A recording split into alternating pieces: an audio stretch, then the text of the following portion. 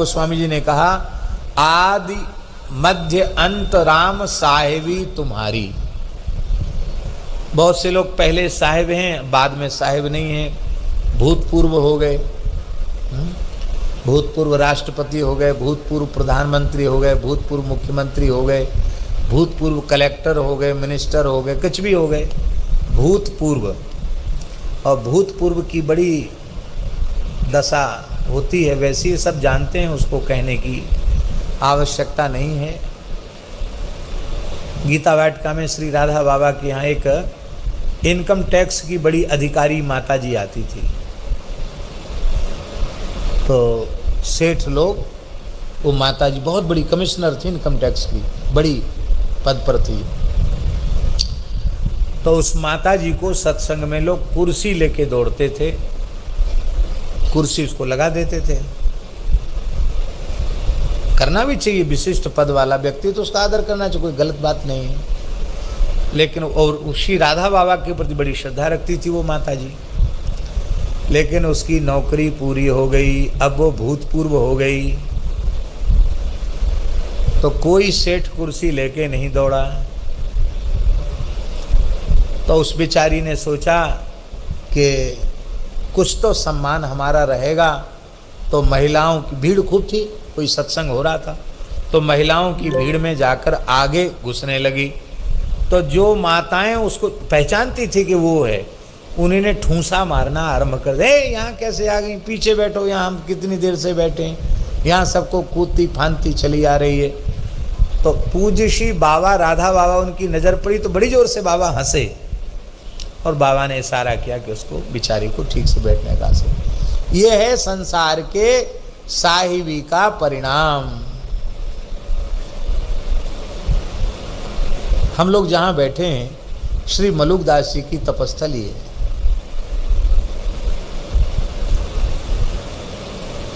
यहां शाहजहां आया था, अकबर का बेटा शाहजहां यहां आया था और श्री मलुकदास जी के चरणों में पढ़कर उसने क्षमा याचना की थी, क्योंकि शाहजहां ने संतों की जमात पर प्रतिबंध लगा दिया था। विरक्त संतों की जो मंडली विचरण करती थी, अब धीरे धीरे वो क्रम विलुप्त हो रहा है।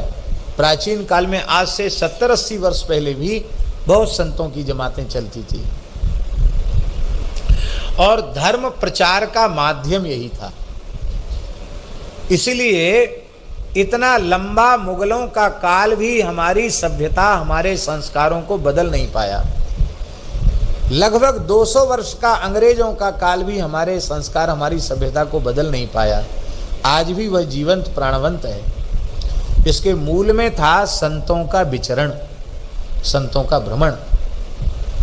तो शाहजहां ने अपने मुल्ला मौलवियों को इकट्ठा किया, बोले इतना प्रयास किया हमारे अब्बा जान ने और हमारे पुरखों ने, इसके बाद भी इस देश का इस्लामीकरण नहीं हो पाया, इस्लाम बुलंद नहीं हो पाया। आज भी हिंदू मर मिटते हैं लेकिन इस्लाम कबूल नहीं करते। क्या कारण है, क्या बाधा है, पता लगाओ।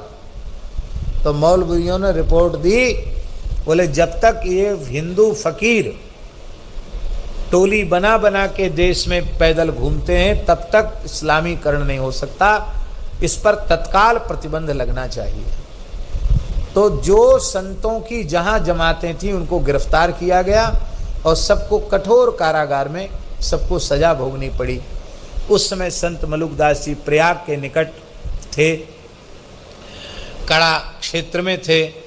तो बनखंडी नारायण दास जी नाम के संत ने जाकर उनसे प्रार्थना की, भगवान आप तपस्या ही करते रहोगे तो साधुओं का क्या होगा, आप संतों के प्राण बचाओ। संत जेल में बंद हैं, बड़ी यातना सहन कर रहे हैं।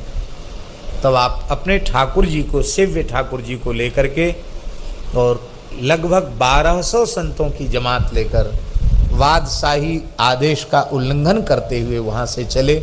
वही जमात के ठाकुर जी यहाँ विराजे हैं जो मलुकदास जी की जमात में रहते थे। छोटे से रघुनाथ जी किशोरी जी हैं, उनको लेकर के आप आए। तो आपके दिव्य प्रभाव से जहाँ से निकलते वहाँ हिंदू मुसलमान सब उनके सत्संग से नतमस्तक होकर प्रभावित होते। दक्षिण भारत में भी गए, वहाँ श्रीकाकुलम का जो राजा था वो बलपूर्वक मुसलमान बना दिया गया था, उसको आपने पुनः चमत्कार दिखा करके उसको प्रजा के सहित पुनः उसे सनातनी बनाया, हिंदू बनाया। और ये सब सूचनाएं बादशाह के पास थी। जब मलुकदास जी दिल्ली आए तो शाहजहां ने तत्काल आदेश देकर के इनकी जमात को गिरफ्तार कर लिया, इनके सहित कारागृह में डाल दिया मलुकदास जी को। बाबा जैसे ही कारागार में पहुँचे, वहाँ जितने साधु संत बंद थे और भी जो कैदी बंद थे, उनकी हथकड़ी बेड़ी अपने आप टूट टूट कर गिर गई। जेल की चक्कियाँ चलने लगीं। संतों को भला कौन बांध सकता है, वे तो जीवन मुक्त होते हैं। और रात भर भजन कीर्तन किया, कुछ हुआ नहीं। और सवेरे जमात को लेकर, ठाकुर जी को लेकर, यमुना जी का आश्रय लेकर वे पैदल पैदल वृंदावन की ओर चल पड़े। बादशाह को सूचना हुई। सैनिकों ने कहा हम लोग तो जड़वत हो गए, हमारे हाथ पैर हिलना बंद हो गए। बाबा जी का तो कुछ नहीं बिगड़ा, रात भर कीर्तन किया और सब साधुओं और कैदियों के सहित सब बाहर चले गए। पूरी जेल खाली हो गई, आपकी कोई नहीं है। और इस घटना के बाद शाहजहां के सारे शरीर में भयंकर जलन, ऐसे लगे कोई आग में जला रहा है जीवित ही। बहुत चिकित्सा हुई, स्वस्थ नहीं हो पाया। अंत में किसी मुसलमान फकीर ने उसको बताया कि ये सिद्ध संत मलुकदास जी का जो तुमने अपराध किया है उसी का दुष्परिणाम है, वे क्षमा करेंगे तो क्षमा होगी। कहाँ हैं वो पता लगाओ। तो बाबा यहाँ आ गए थे, यमुना किनारे यहाँ। अब वो पेड़ नहीं है, उस उनके समय का ऐतिहासिक वृक्ष भी था, खिन्नी का वृक्ष था, उसके नीचे आकर बाबा बैठे थे। आयु सबकी होती है, पूरा हो गया वृक्ष तो उसको फिर विसर्जित करना पड़ा। हमारा मन तो ये था कि सूखा भी लगा रहे कम से कम, लेकिन वो बंदर भगवान हिलाते थे उसको, तो बड़ा भय होता था कि कहीं किसी पे गिरे, कोई नुकसान ना हो जाए, इसलिए फिर उसको विसर्जित कराना पड़ा। तो यहाँ आकर चरणों में पड़ा, बाबा हम जले जा रहे हैं, हमारे ऊपर कृपा करो, हमें माफ़ी मिले। तो उन्होंने कहा कि तुम हमारी शर्तें कबूल करो तो माफ़ी मिलेगी। तो इसीलिए उन्होंने ये उपदेश की भाषा तो समझने वाले थे नहीं, चमत्कार की भाषा समझने वाले थे। बिल्कुल ठीक हो जाओगे, लेकिन हमारी शर्तें कबूल करो।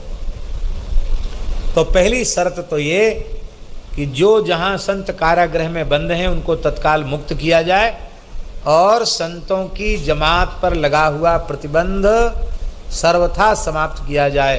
संतों में किसी जाति, वर्ग या किसी संप्रदाय को लेकर भेद नहीं होता, वे सब में अपने आराध्य का दर्शन करते हैं और सभी प्राणियों के हित की बात करते हैं। उनमें कोई दुराग्रह नहीं होता हिंदू मुसलमान वाला।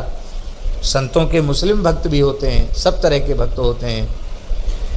दूसरा, बलपूर्वक धर्मांतरण न हो। आपके सिद्धांतों से प्रभावित होकर आपका कोई अनुयायी होना चाहता, कोई विरोध नहीं, लेकिन बलपूर्वक तलवार की नोक पर किसी का धर्म परिवर्तन करना ये ठीक नहीं। तीसरा, गोवध समाप्त हो। और चौथा, जजिया कर समाप्त हो। तीर्थ यात्रा पर टैक्स लगता था मुसलमानों के समय में, उसको जजिया कर। जो हिंदू है उसको अपने तीर्थ में जाने का एक विशेष टैक्स भरना पड़ता था, उसको जजिया कर कहते थे। जजिया कर समाप्त। जजिया कर इतना कठोर था कि उसके कारण लोग हिंदू तीर्थ में नहीं जाते थे, तो तीर्थ नष्ट हो रहे थे हिंदुओं के। जजिया कर समाप्त हो। मेरी शर्तें कबूल करो तो माफ़ी मिलेगी। जैसी शर्तें कबूल की वो चंगा हो गया, ठीक हो गया। तो उसने मलुकदास जी को फ़कीर शहंशाह का खिताब दिया कि मैं मुल्क का शहंशाह हूँ और फ़कीरों के शहंशाह हैं, बादशाह हैं। हिंदू राजा 2 घोड़ों की बग्घी पे चलते थे और मुसलमान सम्राट बादशाह 4 घोड़ों की बग्घी पे चलते थे। तो 4 घोड़ों की बग्घी दी। वो बग्घी के अवशेष आज भी कौन सा जिला है वो,